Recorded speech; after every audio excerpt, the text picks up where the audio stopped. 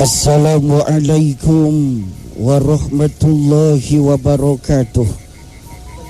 Innal hamdalillah nahmaduhu wa nasta'inuhu wa nastaghfiruh wa na'udzu billahi min syururi anfusina wa min sayyiati a'malina. May yahdihillahu fala mudhillalah wa may yudlilhu fala hadiyalah. Asyhadu an la ilaha illallah wa asyhadu anna Muhammadar Rasulullah. Allahumma salli ala sayyidina Muhammad wa ala alihi wa ashabihi ajmain, amma ba'du. Allah Subhanahu wa ta'ala berfirman di dalam Al-Quran surat Maryam ayat 59, A'udzu billahi minasyaitonir rajim. Fakhalafa min ba'dihim khalfun adha'us shalah wattaba'us syahawat fasawfa yalqawna ghayya illa man taba wa amana wa amila sholihan. Ayat ini sebenarnya merupakan prediksi malaikat Jibril. Jadi malaikat Jibril meramalkan bahwa nanti suatu saat akan datang generasi-generasi pengganti setelah mereka, yaitu generasi-generasi yang adha'us shalah, menganggap remeh terhadap sholat. Wargi dahlia, ketika sholat diperintahkan oleh Allah kepada Rasul, lalu Rasul memberikan informasi kepada sahabat dan umat Islam yang lainnya, ada 4 golongan manusia yang merespon terhadap perintah sholat itu. Yang pertama, ada golongan yang menolak perintah sholat dan tidak mau meninggalkan sholat dan tidak mau melaksanakan sholat. Itu dikepalai oleh Abu Jahal dan Abu Lahab. Maka orang yang menolak mentah-mentah terhadap perintah sholat dan tidak mau melaksanakan sholat, maka konsekuensinya adalah kata Allah, ma salakakum fi saqar.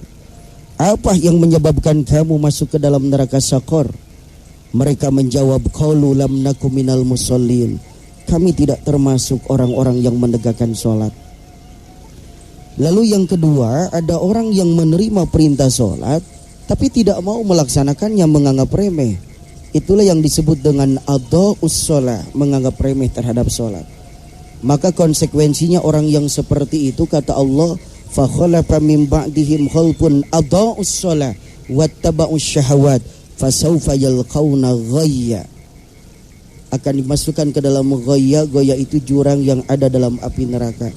Kalau bumi yang ada di dunia ini ataupun gunung yang ada di muka bumi ini dimasukkan ke dalam jurang itu, maka akan hancur luluh.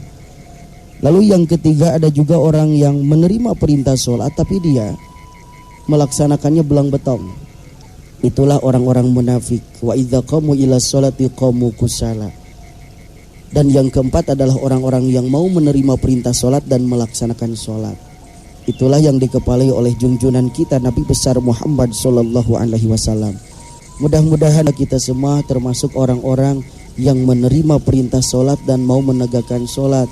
Sebab konsekuensinya orang yang seperti itu akan mendapatkan surga Firdaus. Dan surga Firdaus itu adalah surga yang paling mewah yang ada di surga. Kita akan lebih menyorot kepada orang-orang yang adha'us shalah, menganggap remeh terhadap sholat. Jadi sekarang banyak tipe-tipe seperti ini. Termasuk di kalangan kaum muslimin juga banyak yang menerima perintah sholat cuman kagak mau ngerjain sholat, atau kadang-kadang menganggap remeh. Nah, apa aja sih kategori menganggap remeh terhadap sholat itu? Kata Imam Az-Zahabi dalam kitab Al-Kabair, yang pertama kategori adha'us shalah itu adalah takhirul waqti, suka mengakhirkan waktu sholat. Sahabat Sa'ad bin Abi Waqqas pernah bertanya kepada Rasul, sa'altu Rasulullah sallallahu alaihi wasallam anil ladzina hum an sholatihim sahun. Aku pernah bertanya kepada Rasulullah mengenai ayat orang-orang yang lalai dalam sholatnya. Maka jawaban Rasul adalah huwa takhirul waqti. Dia adalah orang yang suka mengakhirkan waktu sholat. Kita semua berusaha untuk sholat tepat waktu. Sebab ketika Rasul ditanya oleh sahabat, ayul a'mali ahabbu ilallah fil Islam, amal apa yang paling dicintai oleh Allah dalam Islam? Maka jawaban Rasul salah satunya adalah as-sholatu ala waqtiha, sholat tepat pada waktunya. Begitu juga Rasul menyatakan, man hafadhu alaiha, barang siapa yang pandai memelihara waktu sholat, Artinya dia berusaha untuk sholat tepat pada waktunya. Kanat lahu nur, sholatnya akan menjadi cahaya. Wa burhanan, sholatnya akan menjadi tanda bukti. Wa najatan yaumal qiyamah, sholatnya akan menjadi penolong pada hari kiamat nanti. Dan sholatnya akan memohon ampun bagi pelakunya sambil mendoakan, hafidhukallah kama hafadzani, semoga Allah memeliharamu sebagaimana engkau telah memeliharaku. Wa man lam yuhafidz alaiha, tapi barang siapa yang tidak pandai memelihara waktu sholat. Artinya sholat subuhnya jam 6 mas, zuhurnya setengah 3, asarna jam 5 saparapat, maghribna jam 7 kurang 10, isana lamun lilir. Sebab subuh kesiangan, zuhur kerepotan, asar di perjalanan, maghrib kecapean, isya ketiduran. Nah, orang yang seperti itu, maka dia itu nanti akan disatukan dengan Fir'aun, dengan Qarun dan Ubayy bin Khalaf. Termasuk bapak-bapak, ibu-ibu semuanya, kalau kita mendengar kumandang adzan dari Masjid Raya Bandung atau di mushola, segeralah kita laksanakan sholat dulu. Kita break dulu dari aktivitas, usahakan sholat tepat waktu. Jadi artinya kalau sekarang mendengar adzan itu kita mestinya gembira. Ya, ketika adzan asar misalnya dikumandangkan, Allahu Akbar, alhamdulillahi Allah sudah asar lagi, saya mau sholat. Ini kadang-kadang mendengar adzan itu kayak yang kaget. Siga nu kakara ngadengi adzan teh. Begitu adzan dikumandangkan Allahu Akbar, geus asar deui ieu teh. Asa cikene lohornya nya cikene lohor da akang mah salat tohorna setengah 3 atuh di sini. Ya. Ini. Lalu yang kedua yang disebut dengan adha'us shalah itu adalah nganggap remeh terhadap sholat berjamaah. Nah ini.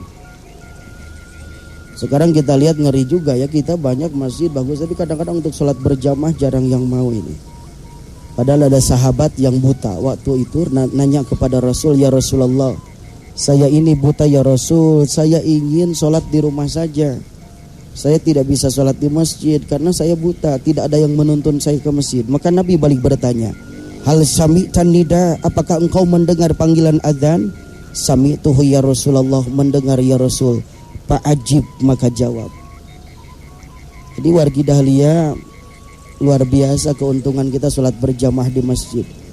Satu langkah dapat pahala, satu langkah dihapus dosa, satu langkah diangkat derajat. Yuk kita makmurkan masjid-masjid kita. Ya, jadi kalau mendengar adzan itu di masjid itu artinya tanda ngajak sholat kita berjamaah. Ya, kalau kata Kang Reza itu ketika adzan dikumandangkan itu artinya ya orang ngajak sholat berjamaah. Kakuping sora adzan di masjid dikatabihan, sing horeng teh ngawartosan, ngajak sholat berjamaah, sampai di sana dikatakan ulah sok sholat di imah, satungtung ayam masjid mah, pribumi atau sema, kajabinu nuju uzur mah, hukum sholat berjamaah eta sunnah muakada, malihan cek sakaul mah eta teh fardu kifayah. Kita usahakan untuk memakmurkan masjid-masjid kita. Lalu yang ketiga yang disebut dengan adha'us shalah itu adalah menganggap remeh terhadap praktek salatnya itu sendiri. Artinya salatnya tidak tumanina.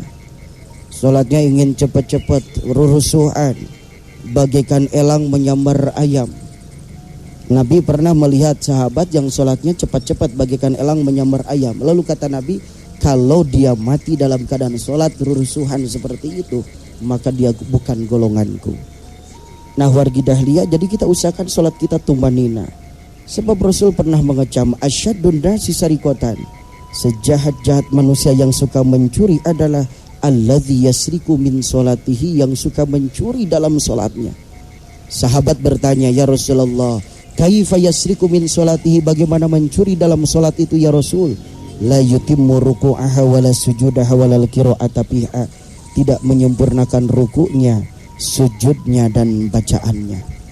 Kita mesti tumaninah dalam salat kita, bacaannya mesti sempurna, ruku, sujudnya. Jadi jangan cepat-cepat. Kalau misalnya lagi salat kita ingin buang air kecil misalnya, Kita ingin buang air besar atau ingin buang angin lagi sholat, kata Nabi itu batalkan sholatnya, jangan diterusi, ulangi lagi. Jadi ulah ditahan mas. Ya, misalnya sekarang kita ingin pipis nih lagi sholat, batalin atau udah usah kagok gusti lo rakaat, batalkan daripada ke sholat jadi goyang-goyang di situ. Begitu juga ketika tahiyat ingin buang angin, batalin atau udah kagok cina sebentar juga salam beres, batalin daripada ke sholat akhirnya menahan kentut, kan repot di situ. Jadi itu orang yang sholatnya cepat-cepat tidak tumanina itu juga kita masuk kategori adaus sholat. Lalu yang keempat yang adaus sholat itu adalah orang yang melaksanakan sholat tapi sholatnya tidak mencegah perbuatan keji dan mungkar. Jadi dia mencampur adukan antara hak dan batil. Waktu sholat, tapi ketika di luar sholat dia maksiat lagi. Ini yang repot. Kita bisa menerapkan nilai-nilai sholat itu dalam kehidupan sehari-hari. Inilah yang dikatakan oleh Bapak Gubernur Jawa Barat, Bapak Haji Danis Setiawan, bahwa kita ini mesti mewujudkan kesolehan sosial. Jadi soleh kita bukan hanya di masjid saja, di atas sajadah saja, tapi di luar masjid juga kita mesti soleh. Ya kalau kita sekarang posisinya sebagai pejabat, mestilah jadi pejabat yang soleh, kagak korupsi. Kalau jadi pedagang sekarang jadilah pedagang yang soleh. Kalau yang sholat itu tidak ngurangin timbangan dan takaran. Kalau jadi karyawan sekarang, jadilah karyawan yang disiplin, termasuk karyawan-karyawati Pasaraya Jogja ini yang masuk tepat waktu, pulangnya tepat waktu juga. Ya, kerjanya benar-benar. Kalau kita jadi guru, ya jadilah guru yang baik yang mau mengajarkan. Pokoknya siapapun diri kita, do the best, lakukan yang terbaik. Jadi terapkan nilai-nilai sholat itu dalam kehidupan sehari-hari. Jadi kalau misalnya sekarang di satu sisi kita sholat, tapi dalam kehidupan bermasyarakat kita tidak soleh, itu bukan sholatnya yang salah, tapi orang yang mengerjakan sholatnya yang belum benar. Makanya Nabi menyatakan kalau barang siapa yang sholatnya tidak mencegah perbuatan keji dan mungkar, maka konsekuensinya adalah dia semakin jauh dari Allah. Ini yang paling ngeri. Jadi yang dimaksud dengan adaus sholat itu yang pertama takhirul waktu, suka mengakhirkan waktu sholat. Lalu yang kedua adalah menganggap remeh terhadap berjamaah. Lalu yang ketiga menganggap remeh terhadap sholatnya itu sendiri. Dan yang keempat adalah dia sholat tapi ternyata di luar sholatnya masih melakukan kemungkaran. Begitu pentingnya sholat bagi kita sampai-sampai Rasul menyatakan inna awwala ma yuhasabu yaumal qiyamah as-sholat. Jadi nanti sesungguhnya yang pertama akan dihisab, yang pertama akan diminta pertanggungjawaban dari seluruh amal kita itu adalah sholat kita. Idza saluhat saluhat sairu amali. Kalau sholatnya benar maka amal yang lain juga benar. Wa idza fasadat sairu amali. Kalau amalnya rusak ya amal yang lain juga rusak. Pokoknya sesibuk apapun kita, secapek apapun kita, yang namanya sholat itu nggak bisa ditinggali. Ya kita jangan sampailah untuk mencari kenikmatan di dunia sementara kita mengorbankan akhirat. Kita pingin di dunia bahagia, di akhirat juga bahagia. Orang pokok nama jangan sholat jeung nutu sholat pas menangkan nikmatan, betul menangkan nikmatan. Itu karena sifat rahman Allah. Tapi kalau rahim Allah mah di situ nanti ketika di akhirat orang-orang yang beriman aja yang mendapatkan kebahagiaan. Contoh misalnya sekarang, kalau bulan Ramadan katanya yang saum sama yang enggak saum kok sama-sama. Kalau waktu buka bisa makan, betul di dunia bisa. Orang yang kagak puasa juga bisa makan. Yang penting punya uang. Tapi di akhirat nanti wargi dahlia, orang yang kagak pernah saum di dunia ini ya tentu akan merasa kehausan selamanya. Sekalipun ada minuman, minumnya cuma darah dan nanah, panas lagi. Belum minum aja udah membakar perutnya, ini ngeri kan di situ. Nah, jadi wargi dahlia maksud saya adalah jangan sampai kita mencari kenikmatan dunia, tapi kita mengorbankan akhirat kita. Ya kalau hidup ini ingin berkah, hidup ini ingin bahagia, jangan sampai kita meninggalkan ibadah kepada Allah. Ini banyak orang sekarang lupa. Karena mencari sesuap nasi sampai dia mengorbankan akhiratnya. Umur di dunia itu sebentar. Kita cuma lewat saja. Yang penting adalah kebahagiaan akhirat. Makanya kita harus balance, harus seimbang antara kita ingin bahagia dunia dan juga bahagia di akhirat. Jadi kalau waktu sholat ya sholat, waktu ngaji ya ngaji. Ini kadang-kadang ngeri sekarang ini orang. Ya, jadi menganggap remeh itu yang dikhawatirkan. Nabi itu tegas banget di dalam hadis dinyatakan man tarokas sholah faqad kafar. Barang siapa yang meninggalkan sholat sudah kafir dia. Nah makanya marilah kita berusaha semaksimal mungkin untuk melaksanakan sholat ini. Dan tentunya sholat ini langsung diperintahkan oleh Allah kepada Rasul. Sampai-sampai anak baru umur 7 tahun saja oleh Nabi sudah diperintahkan untuk sholat. Kata Nabi, muru auladakum bis sholat wahum sab'un sinin. Suruh anak-anakmu sholat ketika mereka berumur 7 tahun. Wadribuhum alaiha wahum ashrun. Dan pukul mereka ketika umur 10 tahun tidak mau sholat. Anak 7 tahun sudah diperintahkan sholat. 10 tahun candaik sholat kudu dicepretain aku mah. Lamun geus 20 tahun 30 tahun candaik sholat kudu didagorkeun sirahna kamu. Ya, itu. Makanya wargi dahlia nanti digambarkan ketika Rasulullah melaksanakan perjalanan Isra wal Mi'raj. Rasul itu diperlihatkan oleh Allah kaum yurdahuna ru'usahum. Jadi sebuah kaum yang memukul-mukul kepalanya dengan batu. Kullama rudihat adat kama kanat, setiap hancur kepalanya kembali seperti semula. Terus memukul-mukul kepalanya. Lalu sedia kalian seperti semula lagi. Ketika ditanyakan kepada Jibril, man haula ya Jibril? Siapa mereka itu ya Jibril? Kok memukul-mukul kepalanya terus menerus sampai hancur? Tapi setelah itu kepalanya normal kembali, dipukul kembali. Lalu malaikat Jibril menjawab, haula'il ladzina yatathaqaluna ru'usahum anis sholatil maktubah. Itulah orang-orang yang kepalanya merasa berat untuk melaksanakan sholat. Makanya insya Allah orang-orang yang melaksanakan sholat itu setiap saatnya dia senantiasa berkomunikasi dengan Allah. Sebab sholat itu artinya doa. Kita ingin bahagia di dunia. Nabi kalau mendapatkan kesulitan segera sholat. Itu ungkapan doa semua, apalagi kalau kita paham apa yang kita baca. Apalagi ketika duduk di antara dua sujud, misalnya 8 permintaan yang kita minta kepada Allah. Rabbi ghafirli, ampuni aku ya Allah, warhamni, sayangi aku. Ya di situ. Wajiburni, makmurkan aku. Warfa'ni, tinggikan derajatku. Warzukni, berikan aku rezeki. Wahdini, berikan aku hidayah, petunjuk. Wa'afini, sehatkan aku. Wa'fu anni, maafkan aku. Subhanallah. 8 permintaan yang kita minta kepada Allah. Lalu sholat juga berarti di situ bacaan, ya kita membaca doa-doa di situ. Sholat juga berarti di situ artinya rahmat. Jadi orang yang sholat itu senantiasa mendapatkan rahmat. Lalu kita perhatikan sekarang ini orang mungkin karena sibuk bekerja, sibuk beraktivitas. Tapi sebetulnya Allah Subhanahu wa ta'ala memberikan kepada kita semua sama waktu itu 24 jam. Tapi tentunya ada orang beda-beda. Dikasih waktu sama lah. Mau pejabat, mau rakyat, mau konglomerat, mau pedagang cincin, apapun sama 24 jam dikasih. Cuman masalahnya bisa nggak menggunakan waktu 24 jam itu dengan sebaik-baiknya. Ya kalau kita ingin umur kita barokah itu ya jam 3 udah bangun. Kita tahajud, sholat tahajud. Sambil menjelang subuh kita berzikir atau baca Quran. Sholat subuh bisa tepat waktu. Habis subuh bisa baca Quran lagi. Kalau yang bapak-bapak siap-siap bekerja untuk mencari nafkah, ibu-ibu di rumahnya siap-siap mengurus rumah tangga. Jadi semua bisa dikerjakan. Tapi sekali lagi, kesibukan apapun, kita tidak boleh meninggalkan ibadah kepada Allah. Tujuan penciptaan Allah menciptakan kita semua itu adalah wa ma khalaqtul jinna wal insa illa liya'budun. Tidak semata-mata kami ciptakan jin dan manusia kecuali untuk beribadah kepadaku.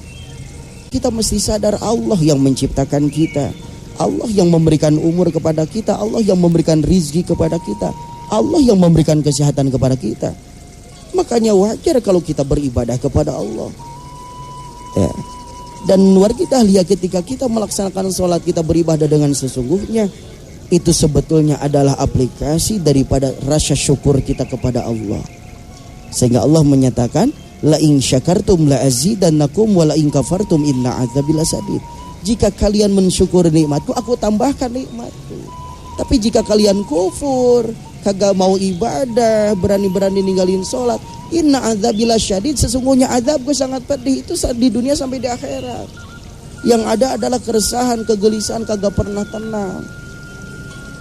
Jadi kalau kenikmatan dari Allah itu bukan hanya sekedar, buktinya katanya Ustadz yang tidak sholat kok duitnya tambah banyak, padahal meninggalkan sholat, ya itu bisa saja di dunia. Tapi belum tentu hatinya tenang, belum tentu suaminya soleh, belum tentu istrinya soleh, belum tentu anak-anaknya soleh. Belum tentu dia ada dalam pergaulan yang soleh, belum tentu hartanya halal, belum tentu ilmunya bermanfaat, belum tentu umurnya barokah. Jadi sholat kita itu harus menjadi sebuah di situ dasar atau pondasi. Ya. Makanya sholat disebut harus menjadikan as-sholatu imaduddin. Sholat itu tiangnya agama. Bahwa seluruh amal kita itu akan sia-sia kalau kagak pakai sholat. Kita saum tapi kagak sholat, saum kita sebetulnya sia-sia. Kita zakat tapi kagak sholat, zakat kita sia-sia. Kita haji kagak sholat, haji kita sia-sia. Nah, tapi bukan berarti sekarang pemahamannya begini, anggeus ari kitu mah tuh moal saum sekalian, moal zakat sekalian, wah leuwih doraka eta. Sholat itulah yang akan mewarnai seluruh aspek amaliyah kita. Allah Subhanahu wa taala memberikan taufik dan hidayah kepada kita sehingga kita termasuk orang-orang yang menegakkan sholat sesuai dengan doa Nabi Ibrahim kepada Allah, Rabbij'alni muqimas sholat wa min dzurriyyati rabbana wa taqabbal doa. Ya Rabb, jadikan aku dan keturunanku orang-orang yang menegakkan sholat. Bapak-bapak, ibu-ibu, karyawan-karyawati Pasaraya Jogja Kepatihan, juga ini bapak-bapak, abang beca semuanya, mudah-mudahan Allah senantiasa memberikan kemudahan kepada kita, Pak.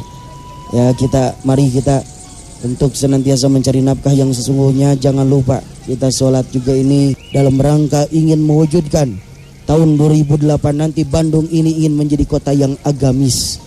Ini Pak Wali Kota pada Haji Dadarosada terus mengimbau ingin Bandung tahun 2008 pokoknya ingin jadi kota agamis. Kalau jadi kota agamis itu indikatornya akidahnya lurus, ibadahnya benar, akhlaknya mulia. Makanya nanti idealnya diharapkan 2008 nanti begitu azan dikumandangkan di Masjid Raya itu semua aktivitas berhenti dulu. Semua orang berduyun-duyun untuk melaksanakan sholat. Subhanallah, indah. Mudah-mudahan wargi Dahlia Bandung ini juga Jawa Barat pada umumnya senantiasa mendapatkan barokah dari Allah Subhanahu wa taala. Jadi mudah-mudahan. Jadi sekali lagi wargi Dahlia, kalau kita sudah mulai berani meninggalkan ibadah, kita khawatir dengan kecaman Allah. Walau anna ahlal qura amanu wattaqau la fatahna alaihim barakati minas samai wal ardh. Seandainya penduduk negeri itu beriman dan bertakwa, pasti kami akan membukakan pintu-pintu keberkahan dari langit dan bumi. Walakin kadzabu, tapi kalau mendustakan, fa'akhadnahum bima kanu yaksibun, maka kami akan siksa mereka sesuai dengan perbuatan mereka. Terima kasih atas segala perhatian dan mohon maaf atas segala kehilapan dan kekurangan. Subhanakallahumma wa bihamdika asyhadu an la ilaha illa anta astaghfiruka wa atubu ilaik. Wabillahi taufik wal hidayah. Wassalamu alaikum warahmatullahi wabarakatuh.